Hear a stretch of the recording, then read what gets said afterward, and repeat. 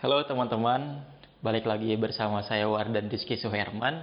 Di sini saya mau berbagi tentang apa sih itu kesehatan mental.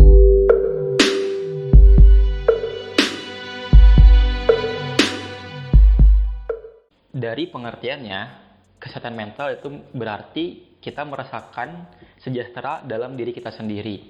Semisal, kita bisa produktif, kita bisa berkarya untuk orang-orang sekitar kita, dan juga kita bisa menerima apa yang ada dalam diri kita. Nah, ada berbagai macam faktor yang mempengaruhi kesehatan mental bagi kita. Yang pertama, itu ada faktor biologis. Yang kedua, ada psikologis. Yang ketiga, itu ada sosial. Nah, apa sih itu faktor biologis?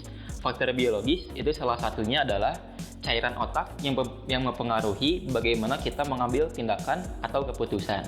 Yang kedua, faktor psikologis. Semisal bagaimana kita secara psikologis itu merasakan tenang dan kita bisa menerima apa yang ada dalam diri kita. Lalu yang terakhir, itu faktor sosial. Faktor sosial itu adalah bagaimana kita dengan lingkungan.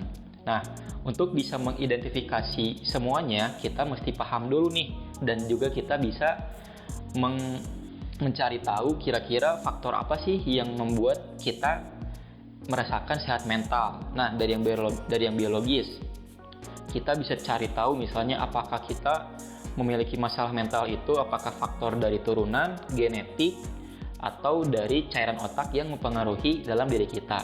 Nah, yang kedua, psikologis, itu bagaimana semisal pola asuh di keluarga, dan juga kita bisa mungkin mencari tahu dari profesional semisal psikolog atau psikiater. Lalu yang terakhir itu di sosial. Di sosial semisal dari lingkungan keluarga, lingkungan terluar semisal teman, atau bisa di lingkungan pergaulan. Nah, untuk menjaga kita ada di ekosistem sehat mental yang baik, maka kita harus mengelilingi diri kita dengan lingkungan yang baik juga.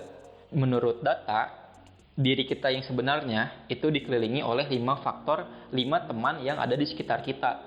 Semisal, kita nongkrong bareng sama yang jualan parfum, dan juga ada yang kita nongkrong sama yang jualan tukang asin, misal seperti itu. Nah, kalau misalnya kita ingin lingkungan yang baik, yang dimana kita memiliki untuk mendevelop diri kita gitu ya.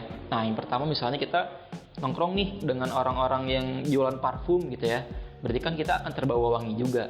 Nah, kalau misalnya kita nongkrong dengan yang misalnya yang jualan asin, bukan berarti mendiskreditkan tukang asin itu sendiri gitu ya. Nah, kita juga akan terbawa bau asinnya. Nah, tinggal bagaimana kita bisa memilih dan memilah lingkungan mana yang membuat kita baik secara mental, dan juga kita bisa memberikan kontribusi bagi lingkungan sekitar.